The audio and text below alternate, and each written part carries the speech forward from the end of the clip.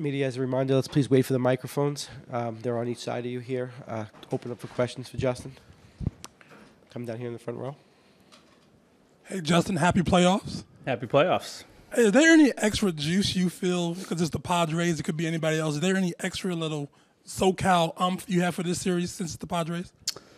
I don't think so. I think, obviously once you get to this point in the season, everyone we play is a good baseball team. And, we're here focused on us and what we have to do and not whatever it says on the other team's shirt, So I think going into this, it didn't matter who we were playing. We were going to be prepared and ready to go, and we believe if we play, our brand of baseball, we like our chances. And after the season you guys had, is there any extra pressure in having to get it done this year?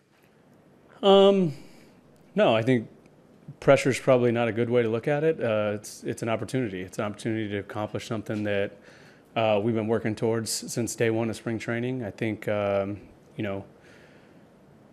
day one, the goal was to win a World Series. It wasn't to win 111 games and set a franchise record and all that stuff. Obviously, that's a big part of it, and that's an important step, winning the division and winning as many games as possible to make sure we make it to this point. But, we see it as an opportunity. Thank you. Can I go far left over there? Yeah, Justin, you've seen lineups that have worked in October, lineups that haven't. What is it about the way this lineup is constructed and works that allows it to function in October in your eyes? Yeah, I think, regardless of who's in there or what the order is, I think you're going to see quality at bats up and down the lineup and tough outs. And we got a lot of guys that, make pitchers work really hard to get us out. And it's not always sexy. It's not always 15 hits and a bunch of runs, but, we have the ability to do that, but we also have the ability to take good at-bats and break down starting pitchers and try to get into bullpens early in games, and that's obviously an advantage. We're going to go right back there in the middle to Kurt. Justin, as a playoff veteran, what do you take out of this that you like or that you've learned from years in the past?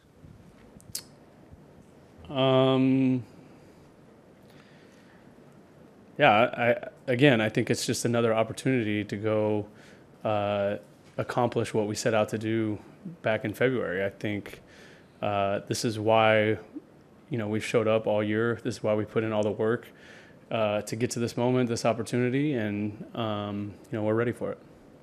Okay, straight back there in the last row. Justin, do you guys think that you guys have quite the advantage? I mean, I know you guys are 0-0 now it's the postseason, but going 14-5 during the regular season, do you think that's kind of in the Padres' back of their mind that you guys have beat them pretty good this season? I think everything that happened throughout the season kind of goes out the window once the playoffs start. It is a tournament. It's about winning 3 games, and, we both have the same record right now. So obviously both teams are very familiar with one another, and, I don't really think there's an advantage one way or another. They just came off of a big wild card series win, so they probably are feeling pretty good about themselves. But, like I said, we like what we have in our clubhouse. We like what we have in our room. And if we take care of our business, we like our chances. You're going to be here on the right, Jack. Obviously, there's some uncertainty for you, like contract-wise, this offseason. Has there been any point recently or going into this where you think about this potentially being your last time here? Has that not entered your mind? No, that's a long ways away. There's one thing in mind, and that's winning a baseball game tonight, and whatever happens after that, it'll all work itself out, but that's not important right now. Far left, Jorge. Justin, you've been here for Julio's career. What has stood out in his development, especially the last 3 years, where he's really taken another step? Just the way he carries himself. He doesn't waver. It seems like there's no moment that gets too big for him. And, I know Doc talks about guys all the time that just kind of are flatline. They don't get too high, they don't get too low, and that's kind of how Julio's always gone about it ever since the first day I met him when I put on a Dodger uniform. It's just the composure, the ability to stay in the moment, and the way he competes and goes about his business is off the charts. He pitches like his back's against the wall, and I feel like he probably has that little chip on his shoulder with everything that he's gone through in his career, and I feel like that's the way he pitches. And for tomorrow's starter, a year ago, Clayton wasn't available for you guys, and after that, there was some uncertainty regarding maybe his future. And just to have him here, healthy, pitching tomorrow, game 2, what does that mean to you and the team?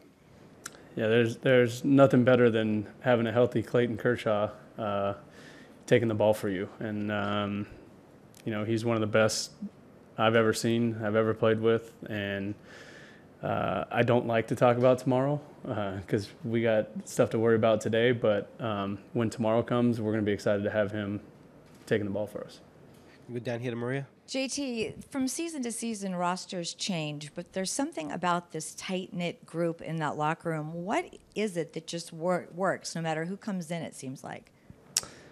Yeah, I think, one thing we take a lot of pride in here is the culture that we've created and the ability to let guys come in and be themselves and not try to mold them or make them be something that they aren't. I think the way we treat young guys who come up and as important as anyone else on the roster, right? Like, you're here for a reason. You're here to help us win ball games. So it would be not to our benefit to treat them any differently, right? And so when guys get here, we try to make them as comfortable as possible, and usually that helps them perform to their capability. We'll be here to Bill. All right. Justin talked a little bit about Kershaw not being here last year. Muncy, Kimbrel's not on the roster now. We've had some times with Kenley up and down over the years.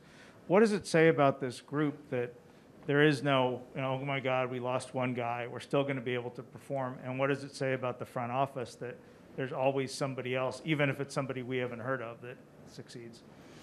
Yeah, I think the front office has done an outstanding job over the years I've been here of building depth and holding on to, young talent where when stuff happens or a guy goes down, a lot of times, a lot of teams, you lose one guy and the thought's probably, how are we going to fill that void? But, it's never really been that way here. It's an opportunity for someone else to step up. And, there's a lot of good players in this room. And I think this is a roster that doesn't rely on one guy on either side of the ball to carry us. You're there in the second row. Yeah, Justin, I guess all you guys are guinea pigs with the first year of this format and the first round bye and everything. Did you guys do anything differently in your approach during the 5 days off? This is the first time we've had 5 days off, so I think it was all different. No, but I mean differently from the way you've approached it before in the time between end of the regular season and start of the playoffs. No, not really. I mean, we played some inter-squad games and took at bats and tried to keep, the flow of feeling like you're going out and playing in a game every day as best as possible. So, obviously, guys weren't, stealing bases and breaking up double plays and stretching singles into doubles, but it was good to get out there, play those inter-squad games, and plus, for the hitters, it was kind of nice. We got to face our pitching staff, which is pretty good, so it wasn't like we were missing too much. We're facing some pretty good arms, so we like how that went. Okay, going to go back here in the back of the right. Looking at the pitching matchup, the fact the Dodgers are throwing Urias tonight and the Padres are throwing essentially the number 4 who allowed 14 runs in 3 starts this season against the Dodgers, does that amplify the importance of winning Game 1 for the Dodgers? I mean, it's baseball. It doesn't matter who's going out there. It doesn't matter what it says on paper. You still got to show up. You still got to play the game. You still got to, do all the fundamentals and do the right things. And, anything can happen. That's why I love this game. It doesn't matter what it says on paper. You still got to go out and play. Okay, we'll take 2 more. One there in the middle. Justin, Trace Thompson is in the lineup today. It's his first playoff game. You were around him the last time he was here as well. What's the difference between him now and then? First and foremost, I think he's healthy. He's healthy, feeling good. I think coming back to the Dodgers after his kind of tour of the league that he took, was exciting for him. I know how excited he was to be back wearing this uniform in this organization, and it's been awesome to watch him just go out and put together quality at bats. The way he's commanding the strike zone is what really sticks out to me.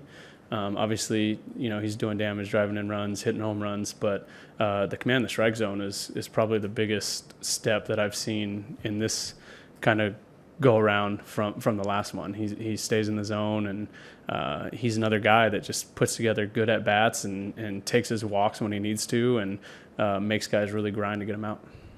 Okay, we're gonna go here, first row. Mike's behind you. Hey, Justin, you talked about just having a cohesive locker room, obviously with the younger guys, the older veterans. How much has that helped us be able to bring that balance and be able to have, share your wisdom with the younger players? Yeah, I mean, it's a great locker room for experience and veteran guys. You look around the room, and Mookie Betts, David Price, Clayton Kershaw, Freddie Freeman, Trey Turner. So it's really, I think, a good environment for young guys to come in and see all these guys that they probably looked up to while they were growing up and dreaming of being in the major leagues, and now getting to put on the same uniform as them and share a locker room. Vargas is the perfect example. He's been incredible since he's been up here, just having conversations with guys, talking about it.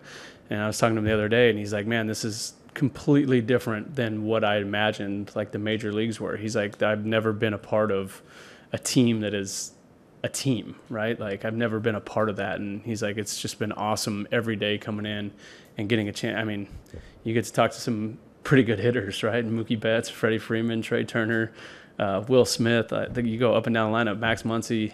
There's a lot of knowledge, a lot of good information. And, Vargy's been unbelievable at just being a sponge and soaking it all in. And I have a feeling he's going to take some good at-bats for us, some big at-bats for us. Thanks, Justin. Yep.